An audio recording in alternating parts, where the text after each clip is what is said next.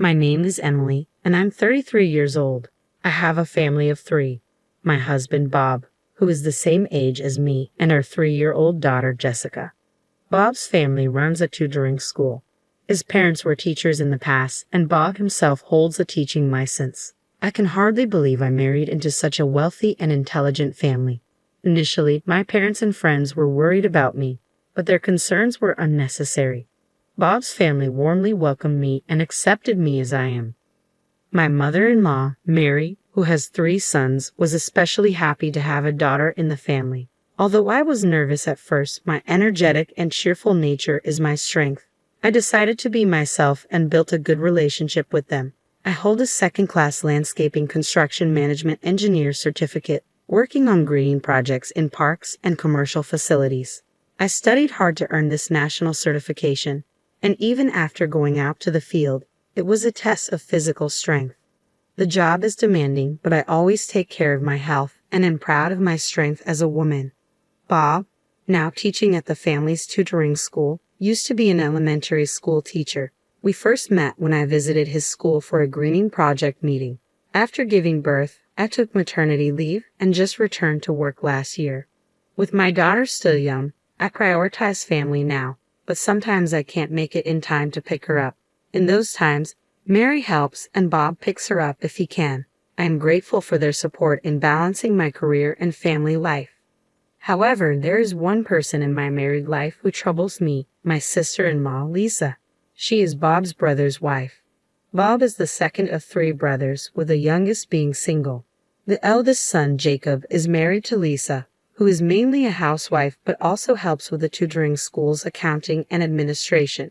She seems to plan on sending her 5-year-old son to a private elementary school. From the first meeting at my in-laws' house, I knew she had different values and ways of thinking from mine. Petite, always well-dressed and smiling. I initially thought she was lovely, but she turned out to be two-faced. One time, while helping in the kitchen, she changed her demeanor when Mary left. "Can't you do something about your dress?" she snapped, her voice and demeanor so different from her usual self. "You're always wearing scruffy, dirty-looking clothes. Don't you see you're the odd one out here? It's embarrassing for me." "Well, I need to move easily. My daughter is still small, and I have to chase her," I replied. "I have a child too, you know." She sighed dramatically, about to say more but reverted to her usual self when Mary returned. "What were you two chatting about so animatedly?" Mary asked. "Oh, just some parenting talk," Lisa said, her voice instantly changing. Amazing how she switches personalities like a sensor that changes her demeanor when Mary appears, I thought. "Really?" Mary asked, looking at me.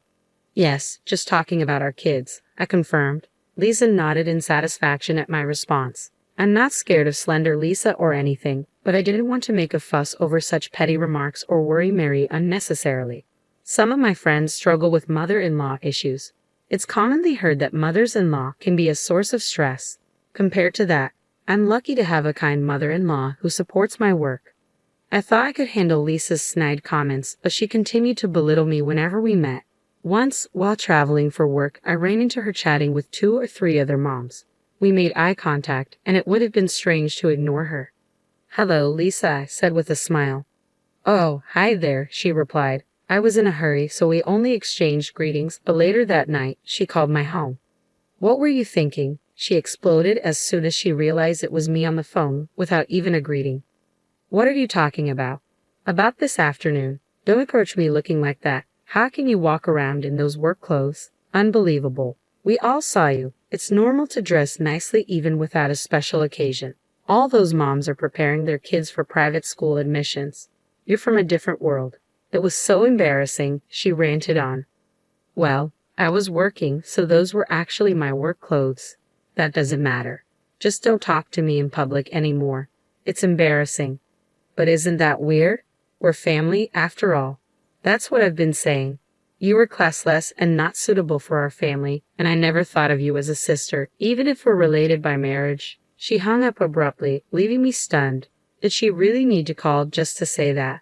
Her snide remarks continued at family gatherings, but what's worse was she only showed her true colors when we were alone. She dresses nicely, the sophisticated wife of a wealthy family. She must love that image of herself. I don't mind that, but I don't understand why she feels the need to attack me for not fitting her taste. Sure, she always wears nice clothes, bags, and accessories, but how does she have so many? Maybe Jacob just lets her buy whatever she wants. Her quiet husband probably doesn't know her true nature. That's just how she is. I hadn't told Jacob or Mary, but I'd been feeling stressed out, so I informed Bob. "Oh, she doesn't seem like that type," he said, initially taking it lightly. But a few days later, Mary called. She was organizing a family dinner that weekend, informing us about the restaurant and time. Though we all lived about 30 minutes away by car or train, she usually didn't interfere in her sons' lives. However, she requested that all families gather for my father-in-law's birthday and Christmas. This time was for my father-in-law's birthday. We got a private room at his favorite high-end restaurant. It's our first time there as a whole family, but it's really delicious, so look forward to it. "Yes, I'm looking forward to it," I said, excited. I dreaded meeting Lisa, but tried not to let it show. "You sound a bit down. Is work keeping you busy?" Mary asked. "No, I'm fine, really," I replied quickly, trying to reassure her, though my voice might have betrayed some reluctance. "Emily, if there's anything troubling you about our family, you can tell me," she said gently. "No, there's nothing. Your help with our daughter when I work late is always appreciated. It's not about your family." "Oh, not about my family," she responded, a bit puzzled. I didn't quite understand what she meant, but there was no time to ponder it further as the weekend of the dinner arrived. I resolved to celebrate my father-in-law's birthday with genuine gratitude, and not let sarcastic Lisa ruin the occasion. I arrived early, relieved to find that neither my in-laws nor Jacob's family were there yet. It felt rude to have kept my father-in-law waiting, and arriving early meant less time with Lisa. Soon after, Jacob's family arrived. "Hello, long time no see, Emily," Jacob greeted me. "Hello, Jacob. It's been a while," I replied, exchanging polite greetings. As Bob and Jacob started chatting, Lisa approached me, looking me over from head to toe before letting out a sigh. "What's with that outfit? You should dress better for a high-end restaurant like this." "How many times do I have to tell you?" she whispered, her usual insults cutting through the air. Why did she have to say that on such a happy occasion? I forced a smile and responded, "I chose a dress today, considering the occasion. Is it odd? It's not a high-end brand, but I can't believe you chose to wear such cheap things. With your square shoulders, the dress doesn't suit you. And you're only wearing your wedding ring. Bare nails and rough hands too," she continued.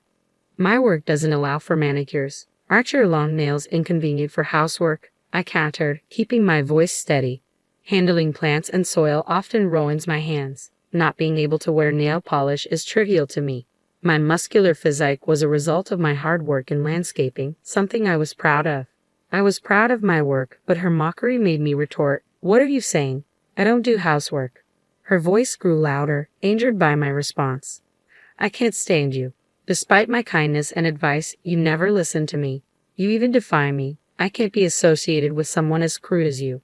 She was losing sight of her surroundings in her anger. "Today is a celebration for our father-in-law.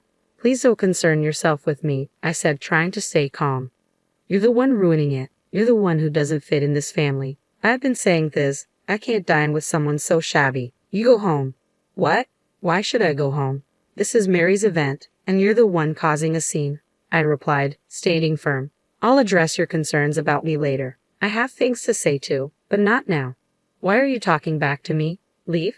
Didn't you hear? Better yet, get out of this family altogether," Lisa demanded, her voice rising. Just as Bob approached in response to her raised voice, it happened. "The one who should leave is you," came a calm yet authoritative voice. The door of the private room smoothly opened, and Mary quietly entered. Though she was a lady, her entrance was reminiscent of a samurai ready to deliver judgment. Who would be the one to be cut down with her sword of words? Of course, it wasn't me. Next, my father-in-law and Daniel, the youngest son, entered, and then Mary closed the door.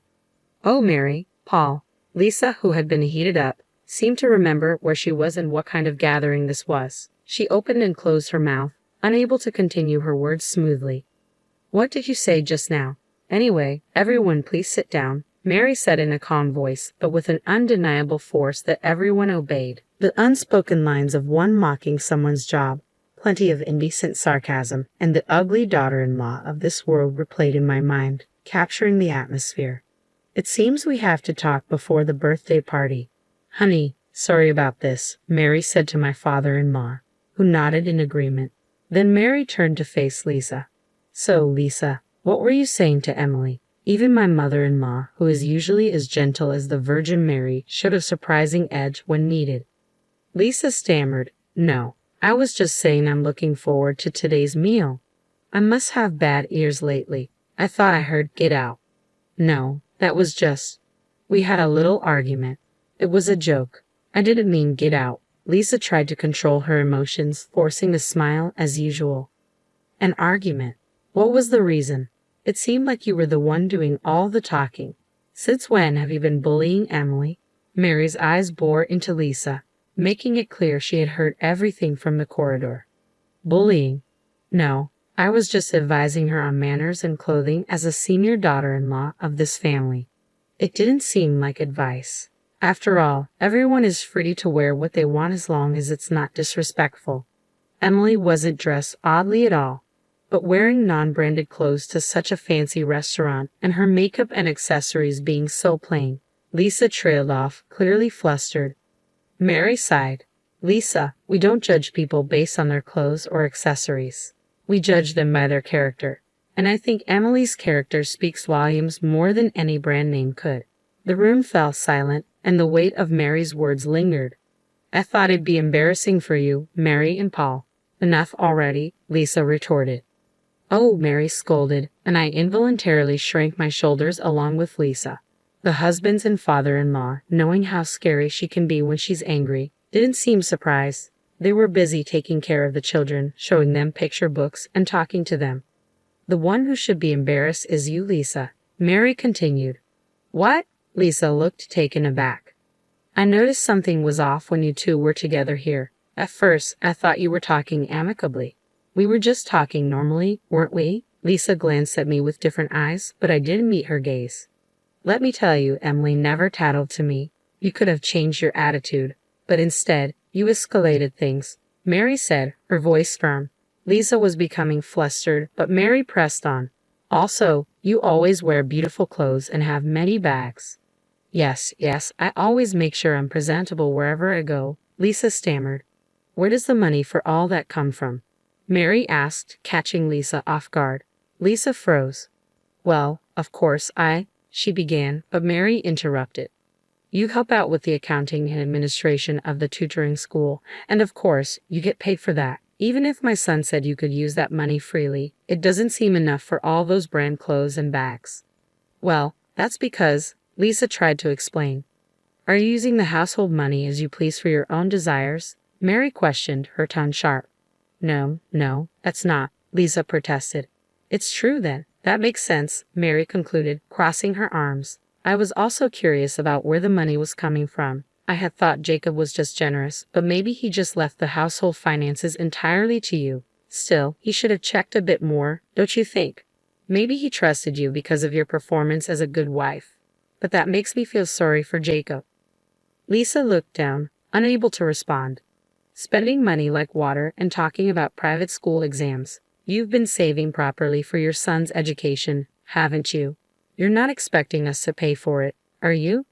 Of course not, but he is one of your adorable grandchildren, after all, Lisa muttered. True, and we do love our grandchildren. We'd like to help with educational funds, Mary acknowledged, her voice softening slightly. When necessary, that's right, isn't it? You get that if you leave our house, Mary stated firmly. What? No, Mary, there's no need for that. I apologize for telling Emily to leave. Lisa's tone was suddenly contrite. Emily, she continued, using my name for the first time, you'll forgive her, right? We're sisters after all. Sisters, I replied, keeping my voice steady. Only as long as you're my brother's wife. Shall I repeat what you said? Mary signaled with her eyes for me to continue, so I did. You said you didn't want to become family, even in-laws, and that you never considered me a sister. Lisa made a strange noise, taken aback by my words. It's not just a matter of the household finances, Mary interjected. You've been dipping into the school's funds, haven't you? Lisa was speechless, her eyes wide with shock. Is that true? I was truly surprised by Mary's revelation. I had suspected Lisa was using household money freely. but I never imagined she was also meddling with the finances of the tutoring school run by my in-laws. It seems you were clever enough not to get caught, so it took a while to figure it out, Mary continued. Charlie, who has been doing our accounting for years, you deceived him too, didn't you? Lisa turned pale. The gifts for the teaching material suppliers and the thank you gifts for the teachers who conduct seminars. We trusted you with such shopping, but the amounts on the receipts gradually increased, as did the frequency. You said things like, I was told to give it as a birthday present, or I was asked by Bob or Mary. That's not true, Lisa exclaimed, her voice faltering. What are you talking about? Giving department store items other than confectionery as gifts, something we never did before. But we trusted you because you were our daughter-in-law. The lunch expenses for taking part-time teachers out, you were actually using them for lunches and tea with your mom friends. Mary's tone was cold and unyielding. The questionable receipts gradually increased, and finally, Charlie came to consult us. Even before that, my son had noticed and started investigating. You betrayed everyone's trust for you. Dressing up seems to be the most important thing to you.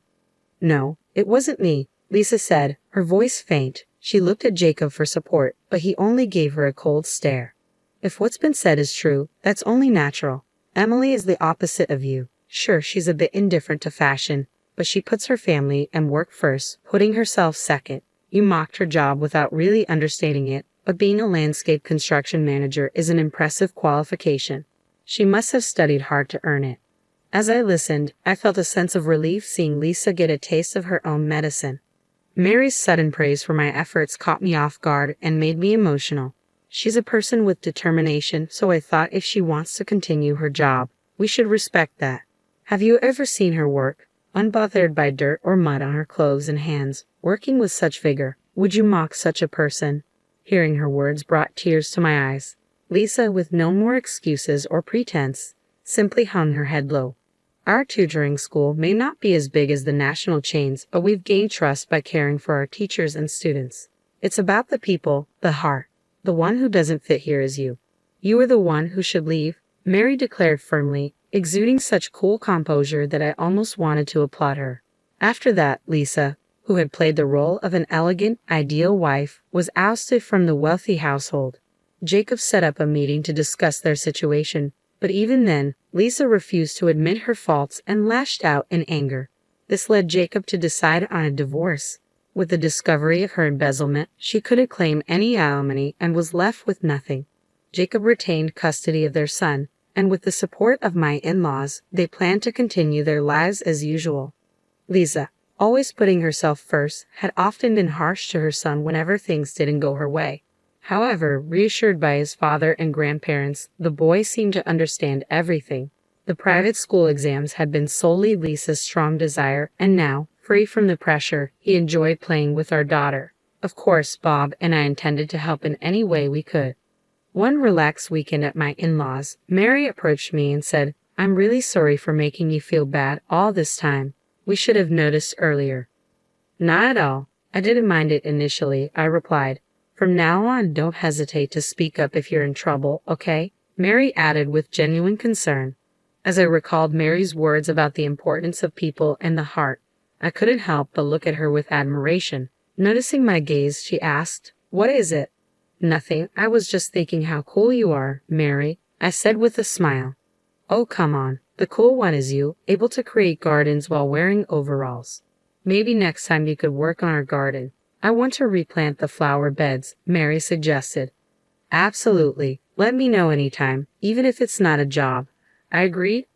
You should charge her properly, you know. Mom can be demanding. Bob chimed in playfully, and we all laughed together. Cherishing people, cherishing hearts. I knew I would remember to do just that, to keep laughing and living happily with my precious family.